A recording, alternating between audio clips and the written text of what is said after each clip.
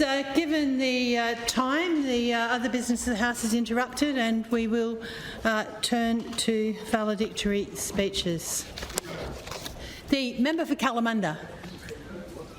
I'm very pleased to be the first cab off the rank, so to speak, from the outside of the departure lounge to give my valedictory speech. But I do look forward to the speeches of others who follow me and who've had longer in this place, especially that for the member for Lansdale. I think we'll definitely have more colour to her, and here she is, will have more colour to her speeches than mine. I also want to note that I came to this place way too late in life, with perhaps arguably the best years behind me. But I think I'll go down in the annals of the Parliament of Western Australia as holding a record as one of the oldest, if not the oldest, persons to be elected as the first-time member of this Assembly. There's a certain randomness and unpredictability in life, unexpected events befall each of us. Standing for the election to this place was not what I had planned to do at the age of 67.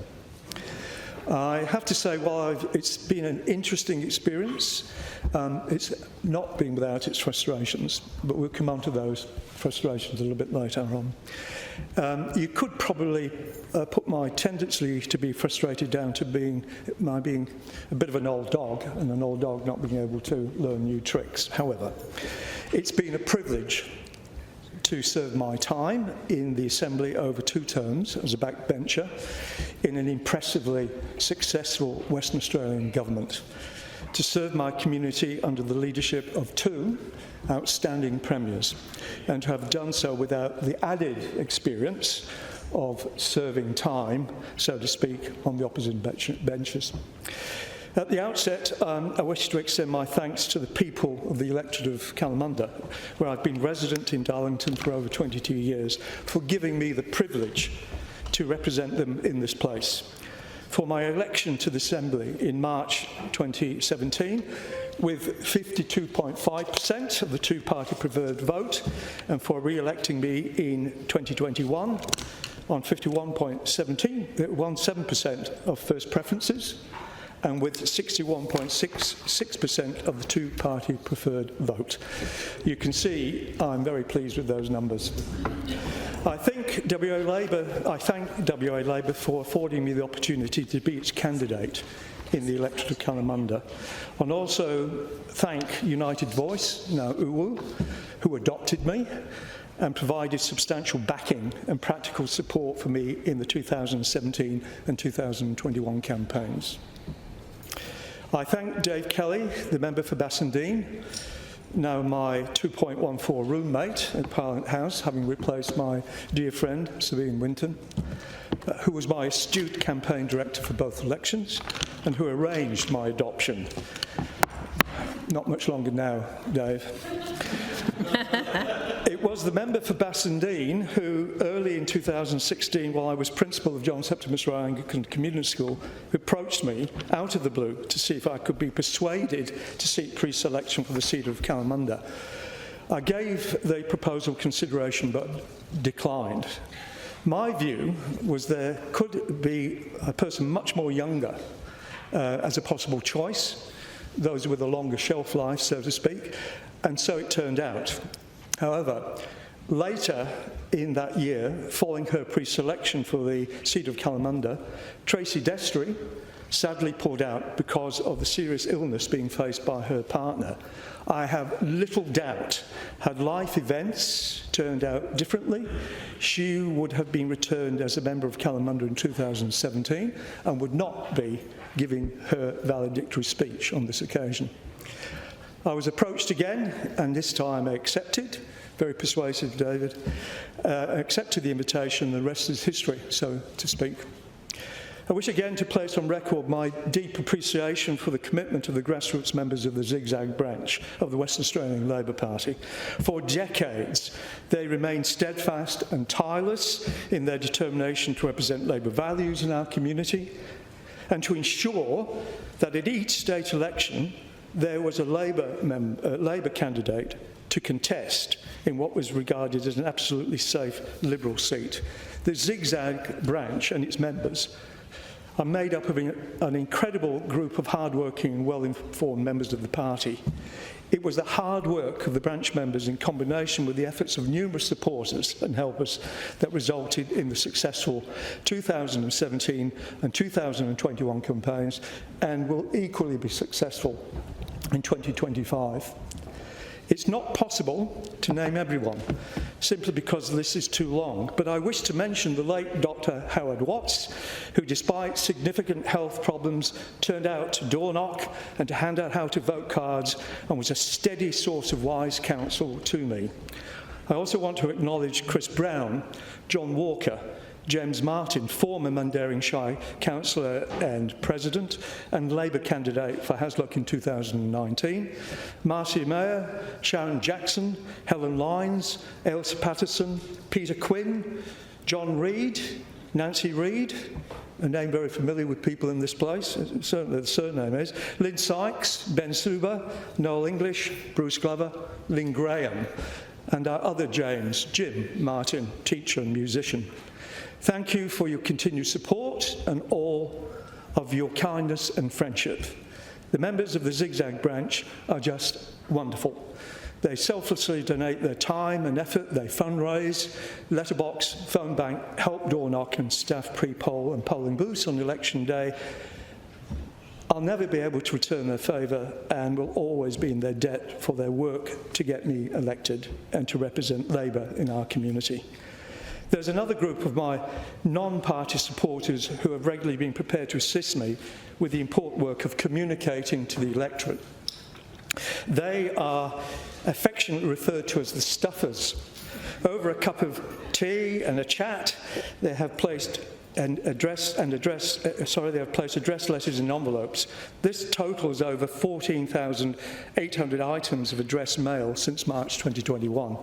So thank you, Bridget Case, Jen McComb, Kate Guthrie, Lorraine Sheridan, Ray Marr, Richard Marshall, Sandy Alvis, Sharon Patrick, and Eric Morey. And as everyone knows, an MLA is only as good as their electorate staff. I have been mostly fortunate in my choice of electorate staff, with some notable and vocal exceptions. I thank Alan McCullum, who became my first appointment to my electorate office following his fieldwork on my 2017 campaign, and who then moved to the member for Swan Hills office in 2019, if I remember correctly. As complete novices, we set up our electorate office and office procedures together. Following his departure, eventually I was most fortunate that Nigel Dickinson came to work for me from the member for Thornley's office. Your loss was my gain, bringing his wealth of experience.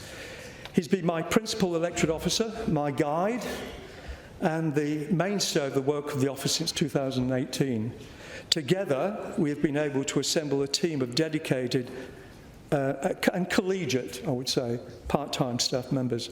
I wish to place on record my deep appreciation for the friendship and the commitment of Karen Beale and Yvonne Fletcher, who has recently joined the team, and to thank former electorate staff members Nancy Reid and Brodie Park.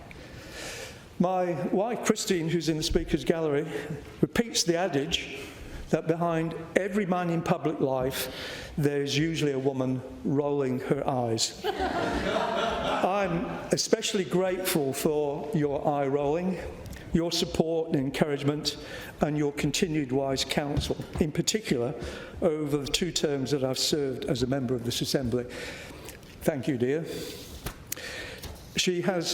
Christine has her own history of leadership and community activism and involvement in the Labour Party, and I'd like to tell you a little bit about that. She served as a Shire Swan and then City of Swan councillor for the first time in her 20s, and then again for a second stint in her early 40s. She was a founding member of the Guildford Association and over time has served as its president. She's still active in the association and was this year awarded life membership. Only the 3rd person to be given that distinction, and interestingly, all women. Christine, as a ministerial appointment, was responsible back in 1984 for the establishment of Brockman House, with Kay Hallahan as the responsible minister. The member for Bassendean will understand the long-standing value and importance of that Labour government initiative. Christine has a sharp and clear mind, is tenacious and resilient, with a capacity for doing downright hard work. You would have made a better MLA than me, Christine. Our family and our community are so very fortunate to have her in our lives.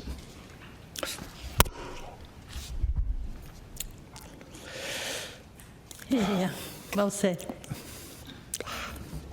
So I am fortunate to be the parent of 6 wonderful adult children.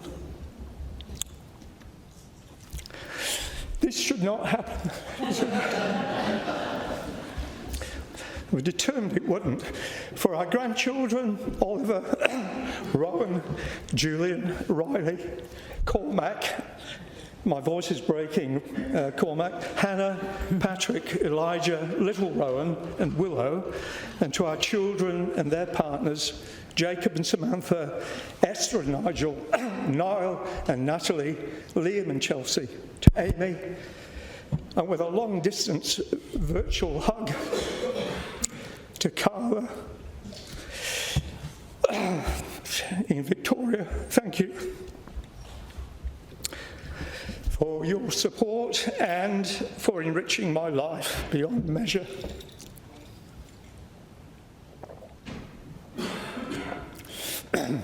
I will get over this, I promise. So, prior to my election in 2017, I'm not crying about him, but the Honourable John Day There we are. That should stop is you on crying. the Salaries and Allowances Tribunal.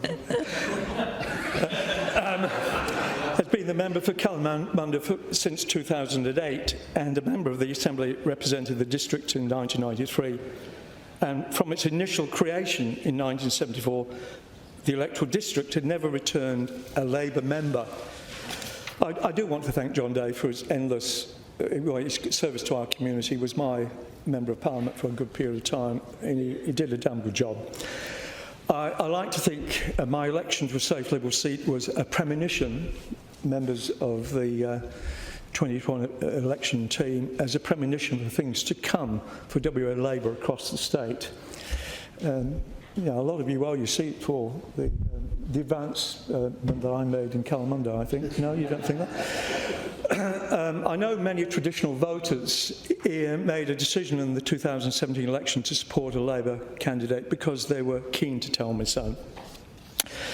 I was going to go on to say a few not unpleasant things, but home truths to the Liberal and National members of the Assembly, but given the time, I might just avoid some of that.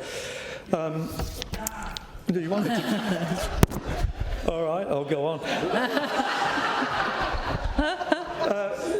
My community was tired of being taken for granted in a safe Liberal seat, tired of the lack of action to tackle a range of local issues, and more broadly, we're simply tired of what they saw as a Barnett government's gross mismanagement of the state's finances, a ballooning debt and annual budget deficits, and they were concerned by rising unemployment and an economy that was on the slide. They saw a government that had little internal discipline, did not learn much in opposition, with no coherent plan for the state and an absent local member they perceived to be disconnected from the needs and concerns of the community. Even more traditional Liberal voters were prepared to lend their support to the Labour member in 2021. I thank them for their continued confidence in me to represent their interests and hope that they will continue to support Labour in the years to come. I attribute my success in part to the accessibility of my office at Shop 9 in the Kalamunda Central. It's a highly visible and accessible location where people know they're welcome to drop in, to seek help or to offer an opinion on matters important to them. Not everyone is capable of writing a letter. They want to come and tell you their story. And people do in large number. It's all too easy to forget the damage the Liberal National Government did to WA, particularly post the 2013 election. All too easy to underestimate the problems left to the McGowan and Cook Labour governments to solve while pursuing its mandate and vision for a better WA. I'm proud Premier, to have been a member of the WA Labor government that has focused on its solid plan for government since day one. It has focused on making Western Australia a modern, inclusive society where each Western Australian is treated equally and afforded the same accesses to services and opportunities. Your plan has created jobs and has responded to the economic challenges facing the state by working to diversify the economy and focusing on local jobs where employment is driven through the stimulus of broad infrastructure development and a growth in tourism. What do those opposite offer? Rather, from my perspective, those who are slightly round the bend, nothing. Disarray and confusion and carping negativity. You need to get over it. Prior to the 2017 election, the WA Labor campaign campaigned on the theme of a fresh approach to the governance of WA. In 2021, we stood with a pledge to keep people of WA safe and strong. And now, and you can see that the 41 seats won in 2017 and the amazing 53 seats won in 2021 are proof positive that Labor won the overwhelming support of the people of WA. And it's evident that the Cook Labor government continues always to do what is right for WA. Labor has been a government of reform. Of the many pieces of legislation enacted by the Parliament of which I am most proud as a sitting member was the passage of the law permitting voluntary assisted dying. For that I thank the member for Morley for what was an historic step, for her sensitive approach to this issue and marshalling majority support for its balanced measures and for the law being on our statute books. According to the Go Gentles report, State of VAD in Australia and New Zealand, published in August of this year, since the law took effect in 2021, 446 Western Australians have taken advantage of VAD, representing 1.4% of deaths in the population. 58.4% were male, with a cancer diagnosis of 97. With a cancer diagnosis, and 97 health professionals have completed VAD training. It's not a slippery slope. Rather, it provides the freedom to exercise a deliberate choice. I believe, Speaker, that I've done my best in the ways open to me to live up to the trust placed in me by assiduously bringing to the attention of the government the needs of the communities that make up the diverse electorate that I represent. In preparing my speech, I went back over my inaugural speech to the Assembly to look at the issues which I identified as important to my community, but with some statewide context. There was a need for Western Australians to receive the full benefits from WA's participation in the National Disability Insurance Scheme, rather than being disadvantaged by the separate ONE-DIS agreement. The transition pathway to participation in NDS for Western Australians was established in the first term of the McGowan government. As a resident of a fire-prone Hills area, I'm pleased WA Labor responded to the recommendation of the Ferguson report, commissioned but not acted on by the Barnett government, to improve our readiness and capacity to respond to the increasing danger of bushfires as a result of climate change, notably leading to the establishment of the Bushfire Centre of Excellence. I identified the lack of available high-needs aged care as another key issue that needed addressing. I refer back to this later in the speech. Specific local issues included community safety and police response times across the electorate following the Barnett government's closure of the Kalamunda police station, clarity about the future of the Kalamunda hospital. One of the first things we did, Premier, was to stand outside that and do it for a social media post. The poor state of the fabric of many of our local public schools and the need for improved public transport across the hills. Not sure we've achieved the latter part. All have been resolved. I hope are in the process of being resolved. In the 2 terms that I served the district, I count among my successes my focus on improving school facilities across the electorate. I know that without fear of contradiction, that each of the primary schools in the electorate is in better shape now than they were back in 2017. I'm thrilled that we have been able to complete the much-needed replacement of all the buildings at the Les Murdy Primary School, save those provided by, strangely, a Labor Rudd government's BER funding. I wish to place on record the advocacy of the former principal, Richie Griffiths, and the P&C of the school, who lobbied successive governments for the rebuild of that school. We did it for them. Another notable achievement has been the commencement of what is now a $35 million upgrade, what I hope will be the first stage of the systematic upgrade of Kalamunda Senior High School. In addition to the extensive work underway, the school has need of a new facility for industrial art and design, as well as the provision of purpose-built facilities for dance and the music components of its curriculum. And I trust, following Minister Boos's visit, the government sees the need to provide a purpose-built early childhood education centre at Glen Forest Primary School. I count as another notable achievement the securing of the long-term future of Kalamunda Hospital as a result of its development as a centre of excellence for palliative care, serving the communities within the metropolitan region. The construction of Yorkeston Park Community Centre and the major investment in the improvements to visitor facilities at John Forest National Park. Apart from what I've commented on already, my community and I've made small but important gains that have touched on and improved the lives of the members of our Hills communities. Small things. For example, together we've protected the Kalamunda Railway Heritage Trail, sorted out better tabling for school buses between Mundaring and Kalamunda, got safe pedestrian crossings across Great Eastern Highway in Mundaring and Canning Road in Kalamunda.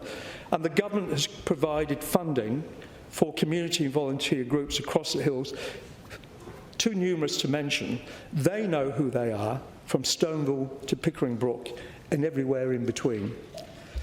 I draw on one example, however. I'm delighted that we have provided substantial funding of $1.2 million to Horsepower Hills, probably known better to the wider communities as Riding for the Disabled, to purchase a permanent home in Chidlow. I would count this as one of the most satisfying outcomes with which I've been directly associated. Having said that, it's the volunteers who provided time, effort and energy over 5 decades to providing recreation and therapy through horse riding to people, many with significant disabilities, who deserve all the credit. Thank you to Willie and Rod Warnock for the grace and favour use of a property as a temporary home over many, many, many years. And to Lynn Fisher, Horsepower Hills Principal Advocate, who almost from day one of my election in 2017 engaged me in what was at times the frustrated, and I mean frustrated, not frustrating, the frustrated work to secure a permanent home no longer dependent on a couple's largesse. I thank Premier Roger Cook for hearing me out on this issue and for seeing a way that this outcome could be achieved. A top priority has been my work to secure suitable laser government land for residential aged care and to assist local private landowners to secure estate planning approval for aged care developments. I count as a success my advocacy to the Labour government for the establishment of the Intergovernment Department Aged Care Availability Working Group that examined ways in which the state government could assist with ensuring government land suitable for aged care could be made available to the market. I was pleased to be invited to sit on the working group which reported to the Minister for Planning Lands and to the Minister for Health in October 2019 with 5 clear recommendations. The recommendations led to the Western Australian Planning Commission's adopting and the government gazetting a position statement to guide local government approvals for residential aged care, as well as measures with the Department of Lands to identify and bring to the market government land suitably located for residential care. The state government can take the land to the market, but it's not able, apparently, to make some of the providers build. It's a point that the Minister, Carey, has made very clear to my community. This work has also resulted in the state government's commitment to revising the terms of reference of the Aged Care Advisory Panel established during the height of the COVID epidemic to place a sharper focus on a more coordinated approach between providers and the state government in determining how best the state can assist with advocating to the Commonwealth for a more equitable distribution of and therefore access to residential aged care across our communities. From 2019 to 2023, I was privileged to chair the Pickering Brook and Strand Sustainability Working Group reporting to the Minister's Task Force. The establishment of the task force resulted from my advocating to the then Minister for Planning and Lands for the need to re-examine the possibility of a suitable limited expansion of the town site in the context of the economic opportunities for continuing horticulture activity in the district and the district's tourism potential linked to that activity and the broader economic opportunities afforded by Hills as a tourism destination. The working group has prepared 2 reports.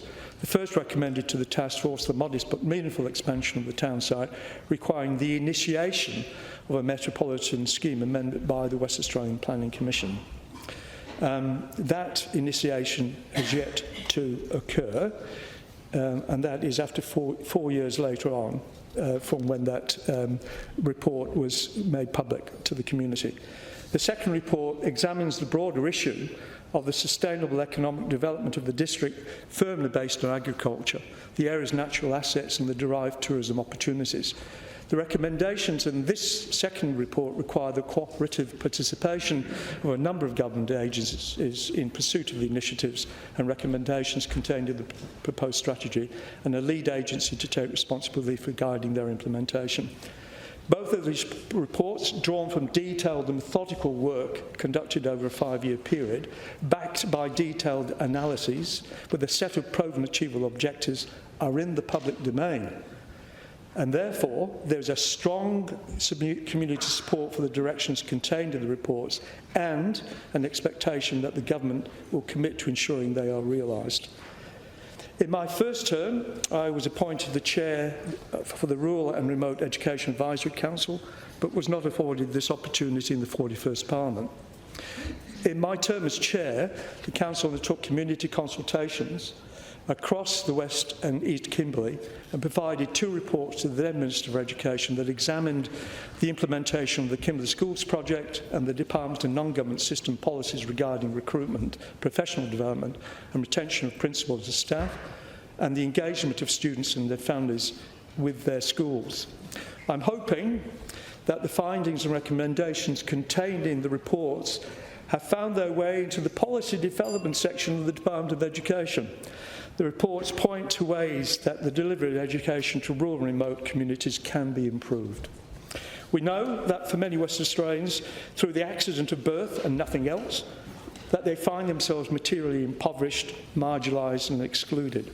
We know that despite affluence and opportunity afforded to the majority of us, that for too many of our children, particularly our Indigenous children, this is not the lucky country. And despite great endeavours on both sides of the chamber, when in government, the gap between the advantage and disadvantage is still too wide. It's been my privilege to sit as a member of the Parliamentary Joint Standing Committee on the Corruption and Crime Commission in the 40th and 41st Parliaments and to be its current chair. Do I need to seek an extension of time? Or are you indulging me absolutely? It's not possible to get a formal extension, but I'll see what leeway you can have. I don't have much to go.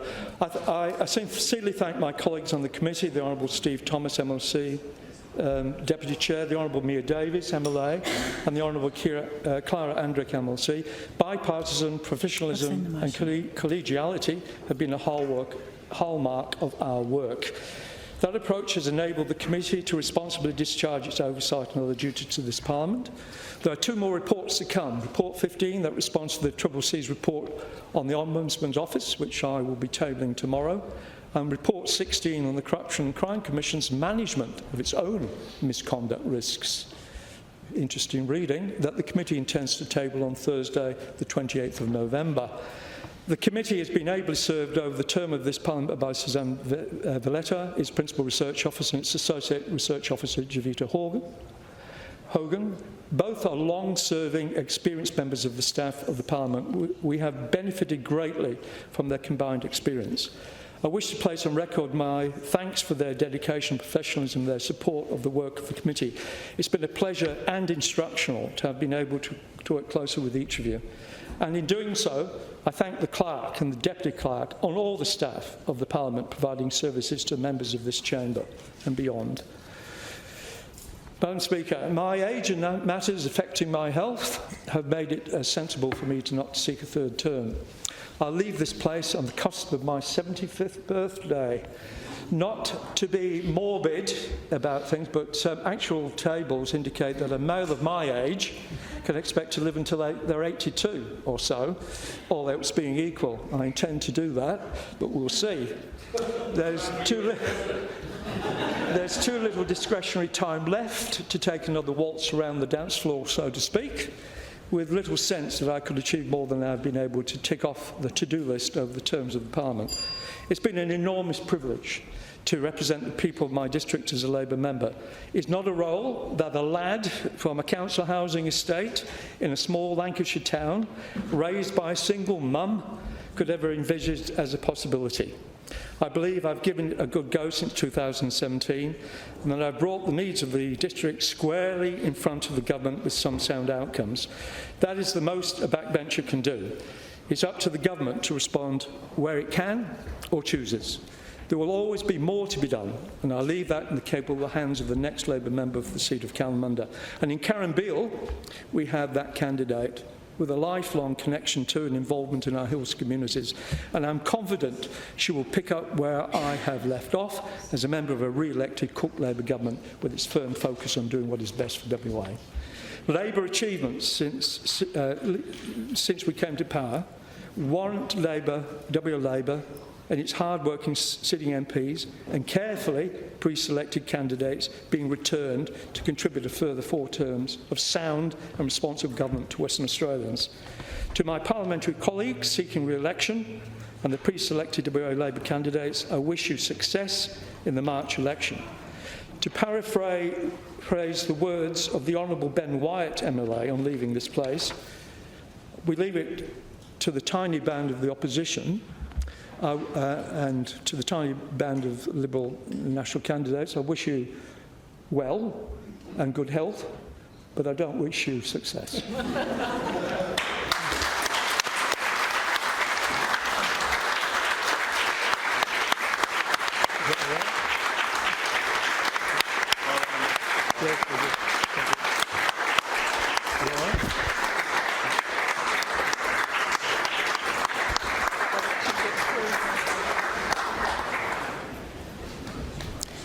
Members, I'll just allow a few moments for some guests to potentially leave the chamber and others to accommodate themselves in the Speaker's Gallery.